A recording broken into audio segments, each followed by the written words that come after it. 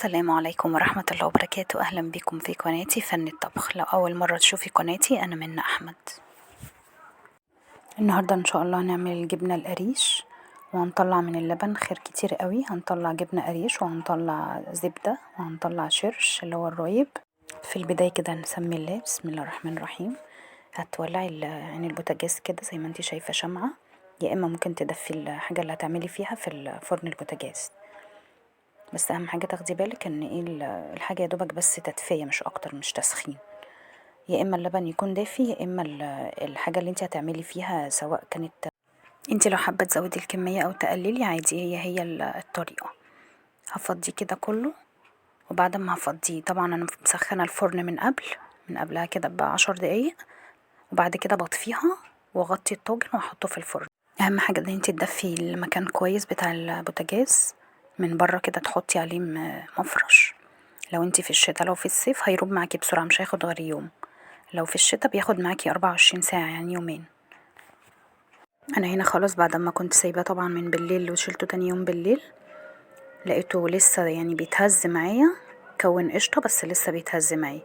فانا هحطه في التلاجة لمدة 3 ساعات وهتشوفيه بالشكل ده. بصي، والقشطة ما شاء الله بقت سميكة، ده عشان خاطر اللبن كويس، وده سر من اسرار نجاح الجبنة والزبدة.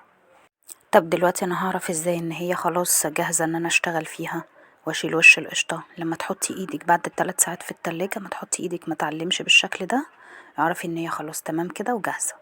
هبدأ بقى ان انا اشيل وش القشطة ده واحطه في طبق واشيله في التلاجة لغاية ما اخلص واقول لكم هنعمل بيه ايه. طبعا مش هيديكي كمية القشطة دي كلها ما شاء الله غير لما يكون نوع اللبن يكون موثوق منه ويكون نوع كويس، مش مغشوش. مغشوش دي بمعنى ان هما بيضيفوا عليه مية عشان خاطر يزودوا الكمية لما يجوا يبيعوه. هشيل بقى وش القشطة واحطه في طبق في التلاجة، وبعد كده هقولك هعمل بيه ايه.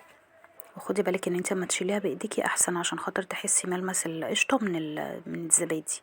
فانت لو شلتي بالمعلقة شيلي بس بقى خدي بالك ان انت ما تاخديش جزء من الزبادي عشان يكون معاكي قشطة وتعملي بيها زبدة لو حبيتي، زي ما انت شايفة بالشكل ده كده. دي كده القشطة اللي طلعت جميلة ما شاء الله. هقطعها بقى بالسكينة كده زي ما انت شايفة قطع، عشان خاطر لما اجي انزلها في الشاشة. بصي بسم الله ما شاء الله راب، وعشان نوع اللبن كويس مش مطلع شرش كتير. هتجيبي بقى هنا طبق وعليه مصفى او عليه شبكة زي كده زي ما انا حطيته. انا حطيت هنا منخل، انت ممكن تحطي في مصفى في طبق فيه خرام صغير عشان ينزل كمية السوائل كلها والرايب اللي هو المفروض الشرش يعني. انت لو عندك حصيرة بديل الشاشة طبعا هتبقى افضل عشان خاطر هتطبع لك الجبنة تبقى بشكل حلو زي الجاهزة. انا عشان ما عنديش فحطيت في الشاشة. انا ربطتها بالشكل ده وسبتها لمدة ساعة، نزلت الرايب كله. لو انتي جيتي حطيتي ايدك عليها وعصرتيها كده لقيتي فيها لسه سوائل، سيبيها لغاية ما تتخلص منها خالص عشان تعرفي ان انتي تشكلي الجبنة. انا خلاص كده هبتدي ان انا احط عليها الملح. لو انتي حابة تسيبيها كده دلع خالص براحتك، لو حابة تحطي انا حطيت معلقة واحدة كبيرة ممسوحة. هسيبها تتطبع بقى بنفس الشكل ده بالطول كده.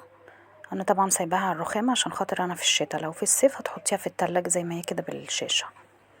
بعد ما هتتشكل كده بالطول هتطلعيها بقى وتعمليها بالشوكة عشان تديكي نفس شكل الجبنة الجاهزة.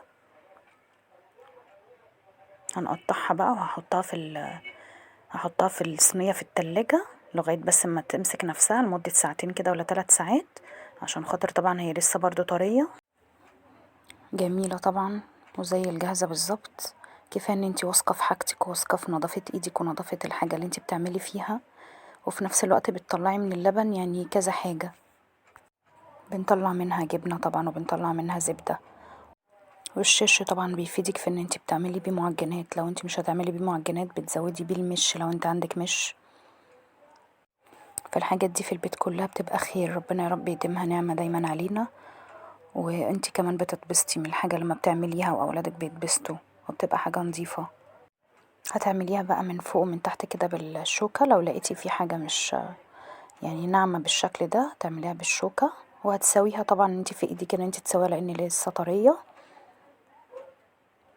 هنسيبها بقى في التلاجة وبعد كده نرجع لها تاني بعد ما نعمل الزبدة. دي القشطة اللي انا طلعتها، ودي قشطة انا هعملها معاها طبعا زبدة وبحطها في الفريزر، ووقت ما بستخدمها بطلعها وبرجعها تاني وبعملها زي كده زبدة. يا اما ممكن بنستخدمها في الاكل لو انا حابة يعني اكل حاجة بالقشطة او استخدمها في اي حاجة بستخدمها يعني.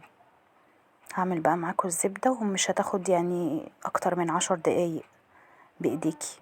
لو انت عندك مضرب ممكن تعمليها بالمضرب، بس نصيحة بايديكي احسن، المضرب بيطرطش وبيبهدل الدنيا. والزبدة طبعا لما بنعملها ما بنضيفش عليها اي حاجة، انت بتعمليها بس بايديكي زي ما انت شايفة كده. انا بس كنت بفكك هنا عشان هي كانت طبعا مطلعاها من الفريزر ففكت، بس كان لسه في قطع مجمدة.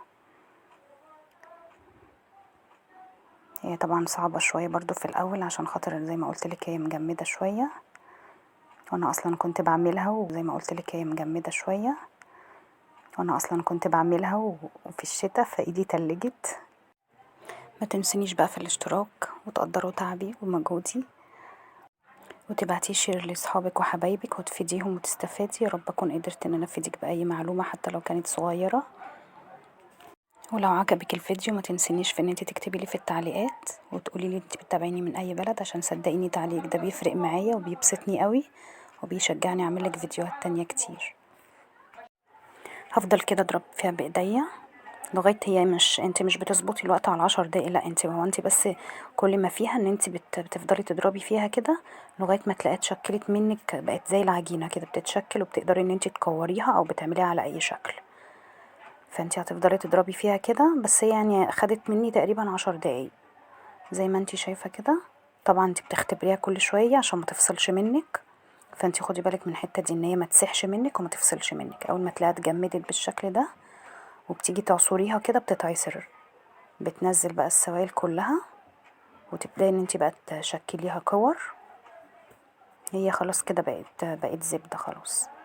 بعد ما بنشكلها بقى بنحطها في اكياس او في علب وبتحطيها في الفريزر، كل ما تحبي تستخدمي منها تطلعي تستخدمي وبترجعها تاني مكانها. لو انتي في الشتا طبعا وحابه ان انتي تحطيها في التلاجة تبقى سهله عليكي، بتحطيها في علبه عادي وتغطيها في الرف اللي هو تحت الفريزر على طول، بتقعد لمدة شهر او شهرين معاكي في التلاجة في الشتا. لو في الصيف فما تطوليش عليها، يعني يستحسن ان انتي تحطيها في الفريزر. لو عايزه تسيبها في التلاجة ما تكتريش، يعني اسبوع اسبوعين عشان خاطر ما تمررش معاكي. اللبن بقى اللي خرج منها دي والسوائل دي مش هنرميها طبعا، هحطها يا اما في المش يا اما هعمل بيها معجنات هضيفها مع الشرش اللي طلع من الجبنه، وان شاء الله هعمل لكم فيه فيديو هعمل لكم بيه المعجنات وهتستفادي منه. لو انتي حابه برضو طريقه السمنه البلدي قوليلي وانا هعمل لك فيديو ليها. هنعمل بالزبده السمنه البلدي ونطلع منها مرته. سامحيني بقى يا حبيبتي لو انا بشتغل بايديا، انتي عارفه طبعا الحاجات دي ما تنفعش بملمس الجوانتي، لازم بايدك عشان تعرفي ان انتي تشكلي الحاجات دي. وطبعا اكيد كل واحده في بيتها لازم قبل ما بتعمل الحاجه لازم بتغسل ايديها كذا مره وبتنضفها. ده ما شاء الله بقى اللي طلع من ال2 كيلو لبن، طلعت منهم جبنه وطلعت منهم القشطه اللي حولتها زبده، وده الشرش. لو انتي مش حابة ان انتي تحولي القشطة اللي طلعت من الجبنة زبدة فعادي هتسيبيها في علبة وتغطيها عشان ما يخشلهاش اي بكتيريا. وبكده بقى انا اكون خلصت. ده كده الجبنة والشرش والزبدة اللي طلعوا من ال2 كيلو. لو انتي بقى حبيتي تحطي الجبنة في التلاجة لمدة اطول هتسخني الشرش لغاية ما يغلي وتحطي فيه ملح ويبرد خالص، بعد كده تحطي فيه الجبنة وتشيليه في التلاجة. اهم حاجة تغطيها وتغطي وش الجبنة بالشرش. يا رب اكون عرفت افيدك. ما تنسينيش بتفعيل الجرس عشان خاطر يوصلك كل فيديوهاتي. استودعكم الله الذي لا تضيع ودائعه. مع السلامة.